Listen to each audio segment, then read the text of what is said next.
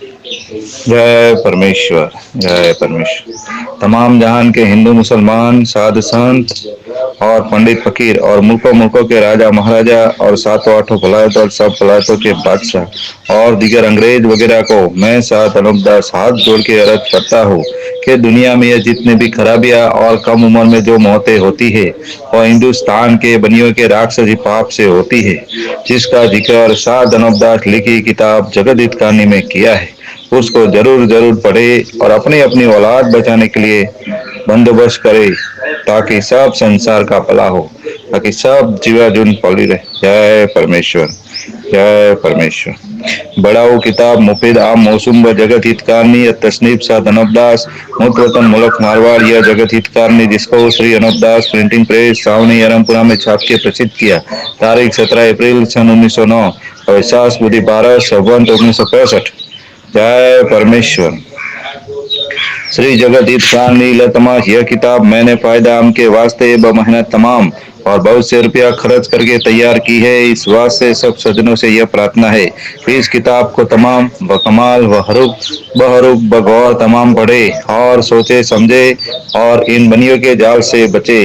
परमात्मा ने नाम हजार हजार शुक्र है उस ज्योति स्वरूप निरंजन निराकार का है कि जिसने जमीन व आसमान को बनाया और तमाम सृष्टि को पैदा किया, परंतु उसकी कारीगरी का भेद किसी पर जाहिर नहीं हुआ कि क्या भेद है। फिर मेरी जुबान से ईश्वर परमात्मा की तारीफ अदा नहीं हो सकती। जय परमेश्वर। धन्यवाद पिता परमेश्वर, धन्यवाद माँ परमात्मा। जय परमेश्वर।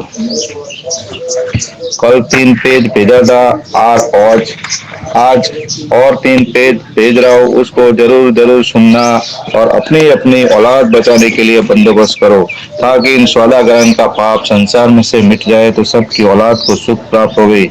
जय परमेश्वर, जय परमेश्वर। Page number 57।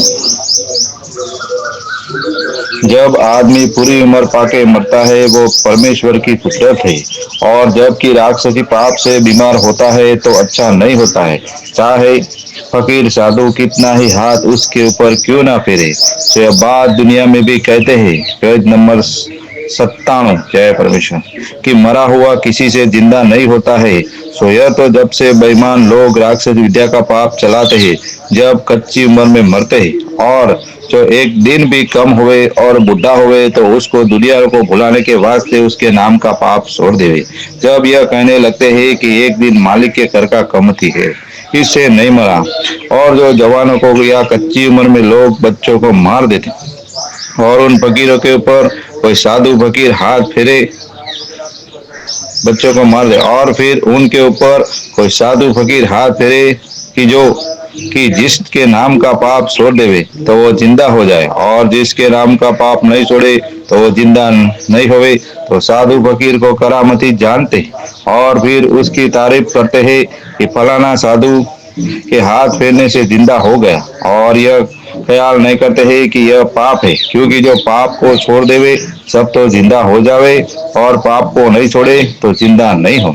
चाहे साधु फकीर कितना ही हाथ क्यों ना फेरे, हरगिज जिंदा नहीं होए। जब साधु फकीर यह कहने को लग जाते हैं कि हमने भक्ति अच्छी तरह से नहीं की, इससे हमारे हाथ के फेरने से यह शख्स जिंदा नहीं हुआ, अगर अच्छी तरह से भक्ति की होती तो हमारे हाथ के फेरने से जरूर जिंदा हो जाते, क्योंकि जिसने भक्ति की थी उसके हाथ फेरने से कैसा जिंदा हो गया। सो जिसके हाथ फेरने से वो बीमार अच्छा हो जाता है, तो वो हाथ के फेरने वाले यह जानते हैं कि मेरे बराबर कोई जोगी नहीं, क्योंकि मेरे कहने से मरे हुए जिंदा हो जाते हैं।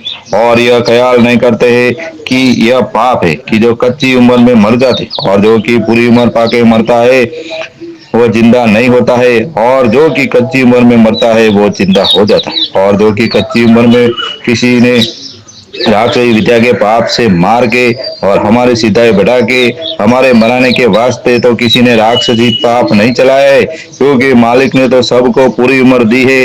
तो ऐसा नहीं सोचने देते हैं, क्योंकि जब दुनिया के नाम का पाप कराते हैं तो दुनिया की नजर बंद हो जाती है, वह अकल भी खराब हो जाती है।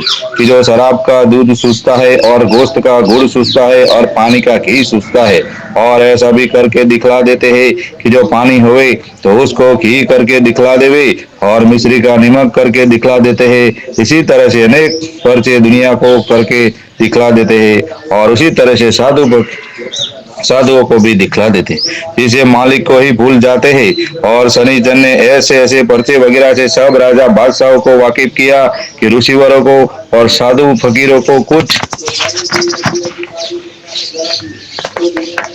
दोष नहीं है। Page number 98। जय परमेश्वर। क्योंकि सब संसार की बुद्धि कैद हुई है, इसी तरह से ऋषिश्वरों की बुद्धि कैद हुई है। ऐसा हाल देख करके राजा बादशाह और साधु फकीर वगैरह अपने दिल में बहुत घबराए और दिल में डरे, और जिसके घर में राक्षसी विद्या की किताबें थी वो भी बहुत डरे और कहने लगे कि रावण ने बड़ा जुल्म किया है। ऐसे जुल्म की किताबें हमारे बच्चे मराने के वास्ते हमारी बुद्धि फेर के और भ्रष्ट करके दे दी है। तो इस बात की तलाश अगर दूसरी वलायत के राजा बादशाह करते और हमारे घर में ऐसी ऐसी किताबें देखते तो यह कहते कि यह राक्षस विद्या का पाप हिंदुस्तान के राजा बादशाह और रेत वगैरह कराते हैं। तब इन्हों के घर में ऐसी ऐसी किताबें राक्षसी भेद की है। तब संसान ने और राजा बादशाहों ने दूसरी वलायत के राजा बादशाहों को खबर दी कि रावण ने सब संसार के गारद करने के लिए राक्षसी पाप चलाया था। तो सब राजा बादशाहों ने शामिल होकर रावण के राक्षसी पाप को फौरन छोड़ाया, जब दुनिया की औलाद बची। और इस डर की वजह से राक्षसी वेद की किताबों वगैरह को पानी में गला दी थी, क्योंकि यह राक्षसी जाल चलाया हुआ तो रावण वगैरह का था। और हमारे घरों में यह किताबें हमारे बच्चों को मनाने के वास्ते दे दी, और आप अलादा के अलादा रहा। इस सबब से उन किताबों का गला देना और पानी में डुबो देना दुनिया में कहते हैं कि रामचंद्र जी वगैरह और तमाम संसार ने राक्षस विद्या का भेद डुबो दिया था। उसी तरह से इन बनियों ने राक्षस विद्या का पाप चलाया है, सो मिटाओगे तब दुनिया की औलाद बचेगी। क्योंकि इन बनियों ने रावण से ज्यादा पाप चलाया है, जिससे संसार की बुद्धि भ्रष्ट हुई है। और रावण ने तो थोड़ा सा ही राक्षस विद्या का पाप चलाया था, जिससे संसार की थोड़ी बुद्धि भ्रष्ट हुई थी। परंतु इस हाल से शनिचर ने सबको वाकिफ किया। सब लोग फौरन समझ गए। परंतु इन महाज्ञान बेईमानों ने ऐसा पाप चलाया है कि जैसे कोई शख्स शराब को पी करके मस्त हो जाता है और अच्छी बुरी बातों को बेहोशी से नहीं समझता, इसी तरह से संसार के लोग मेरे समझाने से नहीं समझते हैं। क्योंकि इन बनियों ने सबकी अकलों को अपने राक्षसी पाप से ऐसी खराब कर दी है कि समझाने से नहीं समझते। परंतु यह काम मैंने तो सब राजा बादशाह और साधु फकीर के बच्चे बचने के सबब से अपने ऊपर तकलीफ उठा के इनके पापों को जाहिर करना शुरू किया है। और किसी की बुद्धि तो ऐसी कर दी है, और वो कहता है कि हम तो जादू को समझते नहीं है। सो यह बात इस वास्ते कहते हैं कि इन बनियों ने बुद्धि लोगों की पाप से खराब कर दी है। Page number 99। जय परमेश्वर।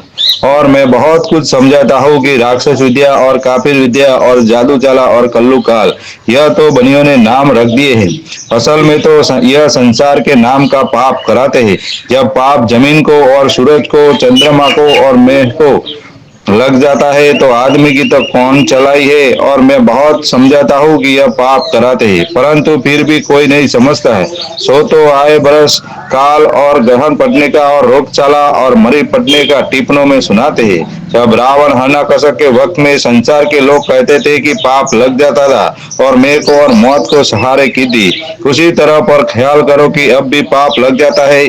और रावण वगैरह का पाप तो इस कदर नहीं था कि जैसा इन बनियों का पाप है। जब रावण वगैरह का पाप चला हुआ लग जाता था तो इसी तरह पर इन बनियों का पाप क्यों नहीं लगेगा। और मैं इस इंद्रजाल में कैद हूँ, जिससे इस जाल का हाल मेरी आंखों से मुझको सब नजर आता है कि यह बनिए जिसके नाम का पाप कराते हैं उसी को लग जाता है। तो मैं अपनी बीती हुई बात सारी इस किताब में लिखता हूँ, और मैं सब संसार की औलाद उभरने के वास्ते हजारों रुपया खर्च करता हूँ और दुख पाके संसार को वाकिफ करता हूँ। जब भी संसार नहीं समझता है कि जो एक दिल होकर इन्हों के पाप को छोड़ा देवे तो सबके बच्चों बचे और बच्चों को आराम मिले। परंतु इन बनियों ने तो सबकी अकल ऐसी खराब कर दी है कि जब कोई शख्स हमारे जाल को जहान के लोगों को समझाएगा तो संसार के लोग नहीं समझेंगे, तो हमारा जाल बदस्तूर चलता रहेगा कि जैसा आज अब चल रहा है इसी तरह से चलता रहेगा। क्योंकि पाप को समझा समझाने वाला समझाते समझाते ही मर जाएगा, तो फिर हमारा राक्षसी पाप अच्छी तरह से चलेगा। परंतु मुझको ऐसी चाहना लगी हुई है कि जिस तरह से मैंने इन बनियों के राक्षसी पाप को पकड़ा है, उसी तरह से इनका पाप छूट जावे तो सब संसार की औलाद बच जावे, और यह राक्षसी पाप बनियों का चलाया हुआ है जो मेरे जीते जी छूट गया, जब तो छूट जाएगा, क्योंकि इन बनियों का गिरोह बहुत है और दिन दिन ज्यादा होता जाता है। तो वो किसी से पकड़े नहीं जाएंगे, और ना फिर तुमको इनके जाल की इनकी खबर लगेगी, तो फिर किस तरह से इनके पाप को छुड़ाओगे। इससे मेरे लिखने पर और सब संसार के लोग भरोसा करके एतबार करके इन बनियों के जाल को छुड़ाओ तो अच्छा है, और जो कि इनका जाल चल रहा है उसको दुरुस्त और सच्चा जानना, और इसके छुड़ाने में कोशिश किसी राजा बादशाह और संसार के लोगों ने ना की और फूट रखी, तो फिर इनका जाल छूटना मुश्किल है। जय परमेश्वर, जय परमेश्वर। 3 पेज की रिकॉर्डिंग भेजी है, इसको जरूर जरूर सुनना, और जिसको पढ़ना नहीं आता है वो जरूर जरूर सुने। और इस किताब के संपर्क के लिए मोबाइल नंबर बोल रहा हूँ, जिसको किताब चाहिए इस नंबर पर फोन करें। जय परमेश्वर, जय परमेश्वर। साध अनूपदास लिखी किताब जगदीश कहानी, सावनी हरमपुरा शिवगंज मारवाड़ 307027। Telephone number 02976 273024। जय परमेश्वर। Mobile number 8905653801। एक बार फिर से मोबाइल नंबर बोल रहा हूँ, उसको जरूर सुने। Mobile number 8905653801। जय परमेश्वर, जय परमेश्वर, जय परमेश्वर।